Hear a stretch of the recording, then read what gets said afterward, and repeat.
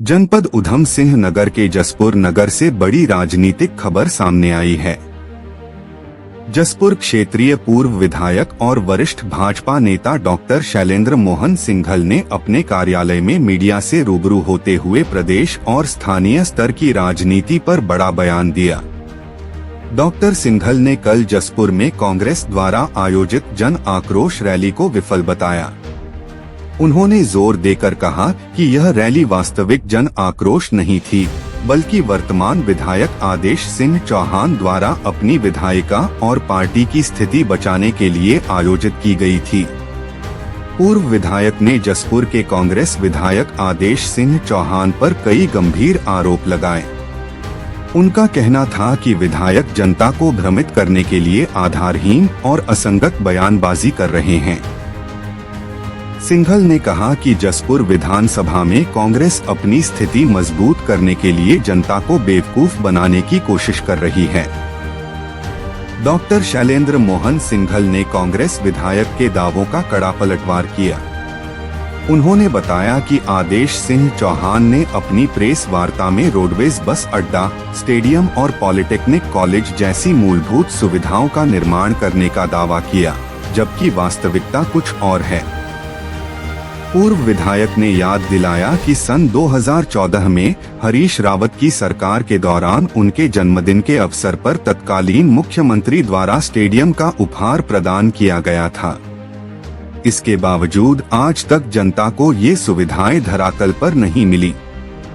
Doctor Singhal ने यह भी कहा कि जनता की मांगों को नजरअंदाज किया जा रहा है और अब 2027 के विधानसभा चुनाव में यही सवाल दोनों विधायकों के सामने गूंजेंगे।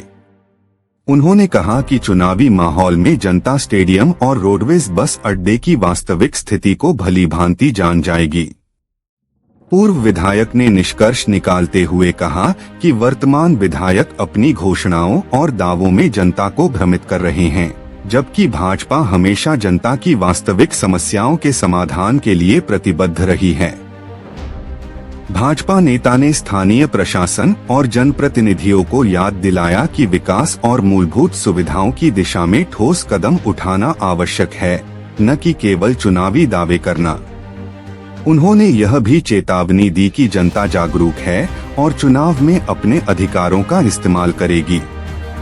समापन में डॉक्टर सिंघल ने कहा कि आगामी विधानसभा चुनाव में रोडवेज बस अड्डा और स्टेडियम जैसे विकास कार्य जनता की प्राथमिकता में होंगे और इन मुद्दों पर सभी उम्मीदवारों की सच्चाई सामने आएगी। देखिए, उपवास तो आम जनता का था और माननीय मुख्यमंत्री तक अपनी आवाज पहुंचाने का एक गांधीवादी तरीका लोगों ने अपनाया और वो आवाज पहुंची। जहाँ तक जन आक्रोश रैली की बात है, उसमें कांग्रेस का शीर्ष नेतृत्व उत्तराखंड का उसमें उपस्थित था, पर तमाम कोशिशों के बाद भी जनता ने इस आक्रोश रैली को नकार दिया। उसका कारण ये था कि विधायक जी पहले ही अपनी हार मान चुके हैं। उन्होंने ये कहा कि जसपुर का विकास जब होगा जब कांग्रेस की सरकार आएगी। जनता ने तो उन्हें विधायक 9 साल से चुन रखा है।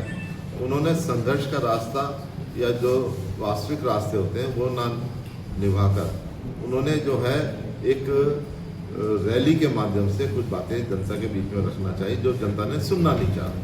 वो एक रैली जन आक्रोश रैली ना होकर विधायिका बचाव रैली के रूप में देखी जा रही है और अब जनता उनकी जो भी वो नीतियाँ हैं वो सब समझ चुकी। इसमें सभी जन सहभागिता थी, उसमें खिलाड़ी भी थे, युवा भी थे और अलग अलग सामाजिक मंचों के लोग थे, कलाकार थे, सभी तरह से कई लोगों की सहभागिता थी। वो किसी विशेष एक व्यक्ति की कोई उपवास नहीं था। और अगर जन सहभागिता से कोई भी अगर आंदोलन होता है तो उसमें उंगली नहीं उठानी चाहिए। अगर उसमें उंगली उठाएंगे तो अपने ऊपर उंगली उठेगी।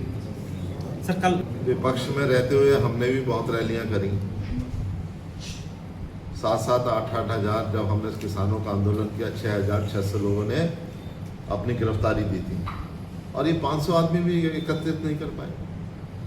कैसी रैली थी? ये तो ऐसा लग रहा था जैसे अपने कोई मिलने वालों को बुला लिया, उनको कुर्सियों पर बैठा लिया और जनसभा कर ली।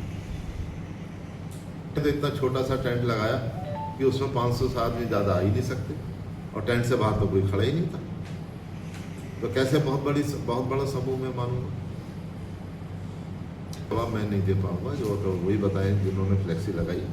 हमने तो कोई फ्लेक्सी नहीं लगाई। सन 2014 में जब मैं विधायक था तो उसकी भूमि का चयन होकर नगर पालिका को परिवहन विभाग ने उसका पैसा जो भी सर्कल रेट के मुताबिक बनता था वो दे दिया और ज़मीन जो है वो परिवहन विभाग के पास पहुंच गई। अब होता यह है, उसके बाद मैं विधायक नहीं रहा, इन्होंने अपने समर्थकों से एक मुकदमा फर्जी, जो उस वक्त कब्जेदार थे उस भूमि में, उनसे न्यायालय में डलवा दिया और पार्टी बना दिया नगर पालिका को, क्योंकि नगर पालिका की ज़मीन तो रही नहीं, वो ज़मीन तो परिवहन विभाग की थी। अब एक स्टे कोर्ट से ले लिया। विधायक जी लगातार बोर्ड में बैठकों में जाते रहे हैं। उन्होंने जो शासनादेश सरकार का हुआ जिसमें परिवहन विभाग को भूमि दे दी गई, वो यूज जो अलग अलग समय से आते रहे, उनके दबाव ऐसा बनाया कि वो शासनादेश उस स्टे पर ना लगे, उस मुकदमे में ना लगे और उसको लंबित रखा गया। आज 9 साल हो गए, विधायक जी ने ये कोशिश नहीं करी कि वो स्टे टूटे, जबकि वो नगर पालिका में लगातार उनका हस्तक्षेप रहा और वो स्टे आज तक नहीं टूटा है और इसके कारण ये जो हमारी मांग है वो लंबित है।